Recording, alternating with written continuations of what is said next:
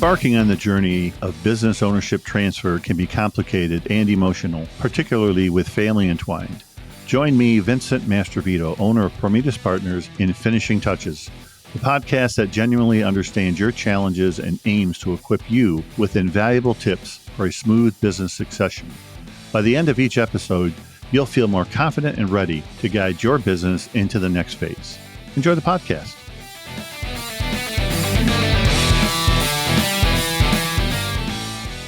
Welcome back, everyone, to another enlightening episode of Finishing Touches. Today, we have the privilege of hosting a true expert in the realm of leadership and organizational growth, Alec Broadfoot. Alec is the driving force behind VisionSpark, which is a dynamic consulting firm that has successfully led over 200 transformative searches. That's a mouthful, isn't it? For second-in-command leaders, guiding the growth of small to mid-size entrepreneurial companies, recognized in the prestigious 2023 Inc. 5000 list as one of the fastest-growing companies in the nation. Alec brings a wealth of experience and insights to the table. He is a sought-after speaker. Alec is not only a member of Strategic Coach, but also the author of a game-changing book, Revealed: Inside Secrets to Hiring Your Number 2 Leader. With a remarkable 98% replacement rate in key team member searches, Alec has become a go-to source for organizations aiming to secure a robust leadership foundation.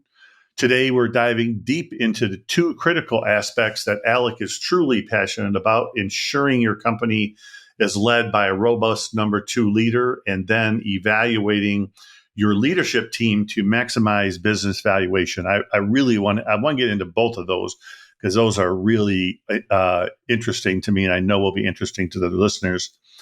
So as someone deeply entrenched in the world of small to mid-sized growing organizations, Alec brings a practical, actionable advice to the table. So without any further ado, let's welcome Alec to the program. Alec, thank you so much for being on Finishing Touches. Glad you're here. It's great to be here. Awesome. So let's talk a little bit. First of all, congratulations on the 2023 Inc. Recognition. That has to make you and your team extremely happy as you kind of go through certainly the balance of 23, which is less than a month away, right? But certainly some great and some hard work by not only yourself, but your team as you move forward. So congratulations.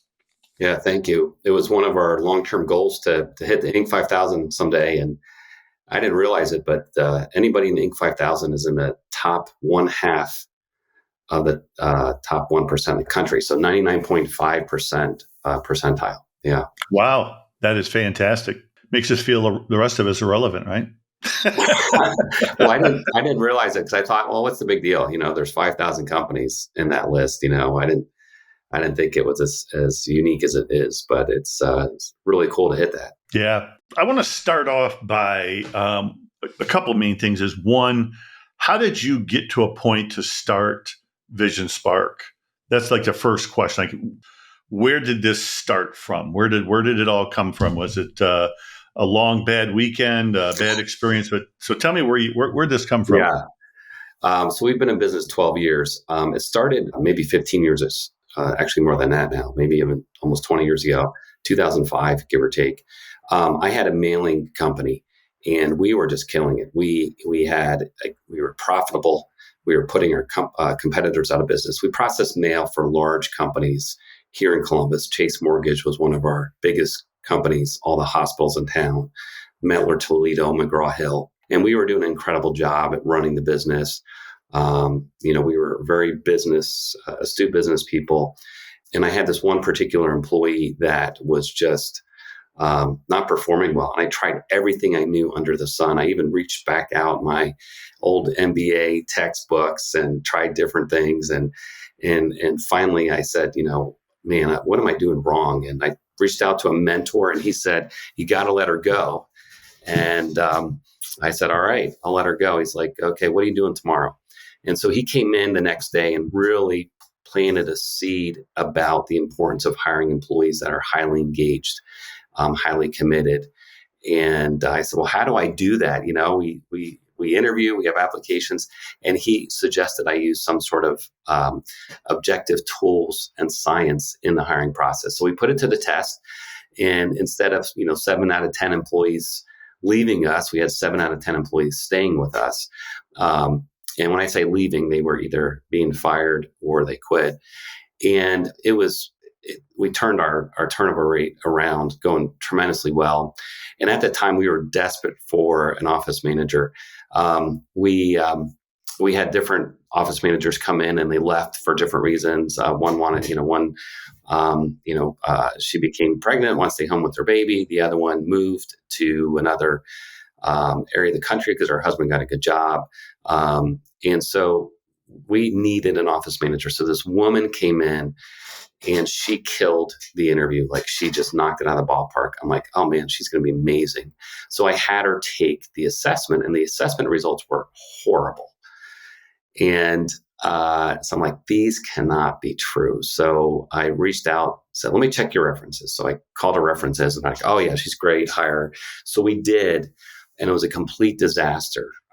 Everything the assessment said about her, in terms of she was going to be an extremely slow learner, she was going to be a social butterfly, she was insecure, needed affirmation, just wasn't going to get work done, it was 100% true. And so never again, I'm like, I'm not going to hire anyone based on gut again. And so I saw all my peers, my entrepreneurial friends, making the same mistakes. And I said, I got to do something about this. So in 2012, I started VisionSpark with the passion of helping entrepreneurs hire the right people, and more specifically, leaders, using a proven process and tools, objective tools. Mm-hmm. Awesome. That's great. So you guys are about, 11 years in now, right? Yeah, 12 years. 12. Yeah. Okay. Mm-hmm. Yep. Yeah. And my math was off there just a little bit. So tell us a little bit about the market. So what market primarily do you serve? Is it mostly privately held companies? Mm-hmm. Mostly, okay. They're 99% are privately held, small to mid-size companies. Mm-hmm. Awesome. And when you say number two, I assume we're thinking about number two to the owner, right? Correct. Yeah. So mm-hmm. the second in command, companies that run on EOS would call it the integrator. At Inc. 5000, they would call it a CEO. You need to hire a CEO. Oftentimes it's called COO, president. I've heard a new, last year, people have been calling it a conductor or orchestrator. So yeah, many names for it, but essentially as an owner of a company, you're gifted in many areas, but probably not running the organization, managing day to day, overseeing individuals. And so you really need a number two. Yeah. So that the owner can focus more, let's just say, on the business, a little bit more, making sure the vision and the strategic planning is being executed. Correct. Yeah. Overview of all the metrics that they're tracking, et cetera, right? It is like, how do they do that, right? Yeah, absolutely. Yeah. And if you really think about it, where can that owner have the greatest impact? Where do his or her strengths lie? And how could it really have the greatest impact? And so our clients who hire that number two, that owner is seeing all sorts of benefits he never saw before, or she never saw before, such as more energy, more time, more money because they're having a bigger impact, more peace, right? Less stress. So they'll pay for themselves. And so it's really a no cost investment. Yeah. Especially once you get down, the ROI has got to be pretty high once you get in about, 24, 36 months or whatever, right? Yeah. That's very true. Yeah. So you and I talked about this before a while back when we first started talking. So just so our audience knows, Alec and I talked, I'm going to guess, I think it was late winter this year, maybe early spring when we first talked, because I remember I was coming back from Grand Rapids when we had a conversation. So we work in the privately held businesses, which are in my world of exit planning, is all privately held businesses are family businesses. It's just whether or not the family is working in the business, right? So share with the listeners, do you ever have to hire somebody even though kids are in the business, but they're not capable or not ready to run the business? Yes. So, It was a company out in Wisconsin. They were a 105-year business. There was a pretty decent age gap between the third generation and the fourth generation. And so the fourth generation was, pretty young. They're in their, two of them, one was in their late 20s, one was in their early 30s. And the owner wanted someone that could come in, run the business, and actually help mentor his kids. And, he thought it was better than him mentoring them. And, it's much better if you can have someone else mentor your kids. And we all see that, like when we've coached our kids, it's like, it's hard. And so it's better if you have another coach on the team. Hey, I'd prefer it if you coach my kids. So it worked out really well. So we see that quite a bit. Awesome. Yeah. Oh, yeah. That's great, because there's a lot of that going on out there. Kids just quite aren't ready, or maybe it's just not their skill set or their drive, right? And the companies are really solid companies, and sometimes bringing somebody in to kind of move that through and to mentor them up a little bit more is always a good thing. And then they can just kind of move on after, whatever the plan is, right? Yeah. And you mentioned something that's really important, is that it may not be in their skill set. And I have found that only 3% of the general population have the skills necessary to lead and manage an organization. Really? Yeah.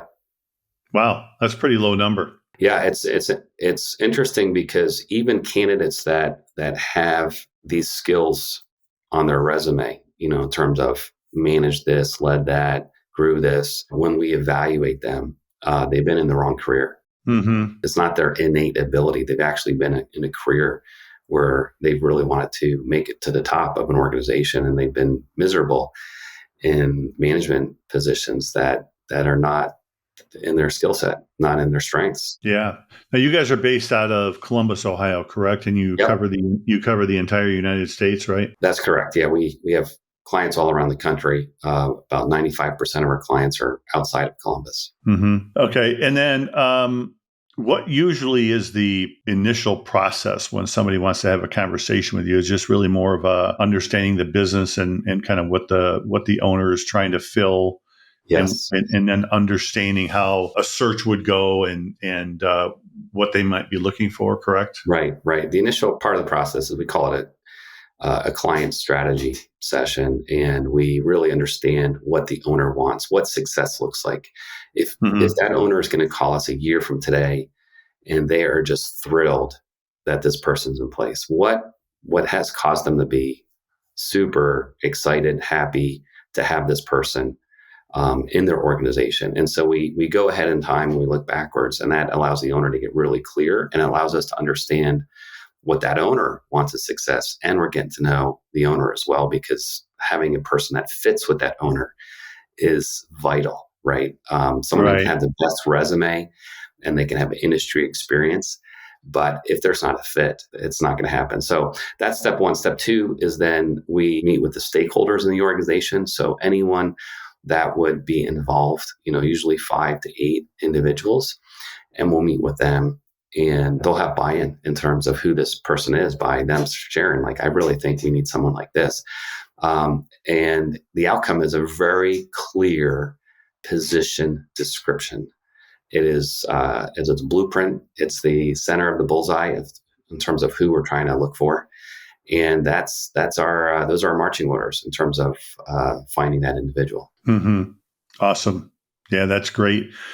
And of course, we said this in kind of like the intro, you've got like a 98% like fill rate. Like 98% of the time you find someone that can fit this organization and help them move in the direction that they want to go. That's pretty impressive. Yeah. For the number 2 position, it's higher than 99%. So we've done over 200. And I think only once we've been able not to fill that role. Okay. So it's 98%. So basically 99.9 really is what it is, right? Yeah. Yeah. The average recruiter, and that's why they have such a bad reputation, is their fill rate's 60%. So, it's like your typical recruiter that you're going to out there, right? Yeah. Yeah. Contingency recruiter it's a 60% fill rate. And so, there's a good chance you're not going to even find you that person. Yeah. That makes it extremely difficult for people, especially with something that is so critical of what they're trying to do. Yeah. and move things forward. So that's great. What else do you think you could share with our audience, Alec, that you think would be beneficial for them to understand and have good clarity when they're thinking about, even if they feel they have an issue or they need to hire somebody? What would be questions they need to ask themselves or things they need to look for when they're even considering this? Yeah. Where's their friction Mm-hmm. in my business and on my leadership team? Some of my clients don't even actually have a full leadership team. So they're in multiple positions. Mm-hmm. And I actually experienced this myself. So I took my own medicine and hired a number 2.5 years ago. And I was in the visionary seat. I was in the COO integrator seat and the CFO seat. And I actually gave a letter grade. I rated myself, and there were a couple of C's and an F, and so I'm like, I got to do something. So there is those individuals that don't have a full leadership team, and if you're in multiple positions, I would say rate yourself. Right, where would Mm-hmm. you put yourself? Because you may be a great owner, but you may be failing miserably in the seats you're in. Individuals that don't yet have a number 2, where they have the leadership team reporting to them. I said it before. I mean, just having that number 2, they're going to pay for themselves, 3, 5, 10-fold, more joy, more peace, a bigger impact, more money. And then individuals that are, owners that maybe they have some mediocre individuals on their leadership team. It could be a family member. Mm-hmm. It could be somebody else. And that delta, that difference between that mediocrity and an A player, somebody's making up that gap, right? And it could be you that's making it up. It could be that their direct reports, it could be other leadership team members, or it could just be really poor performance. And so ask yourself, what would this company be like if I had a superstar in the role of CFO, VP of sales and marketing? And because you're dealing with mediocrity, and a superstar is going to pay for their salary. There's a statement that says, A players are free. Vincent, I'm sure you've heard of it.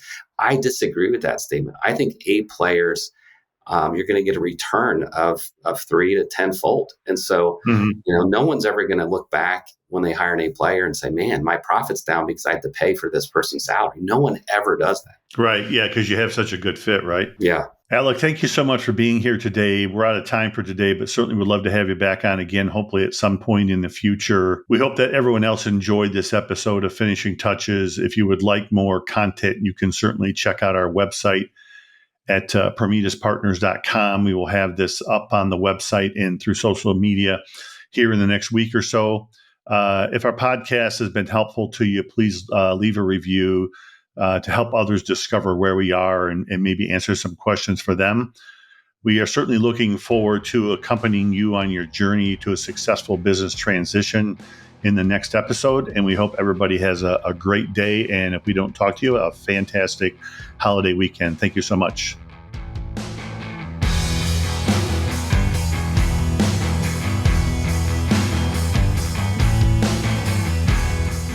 That's a wrap on today's episode of Finishing Touches. For more information and guidance, head over to PrometheusPartners.com.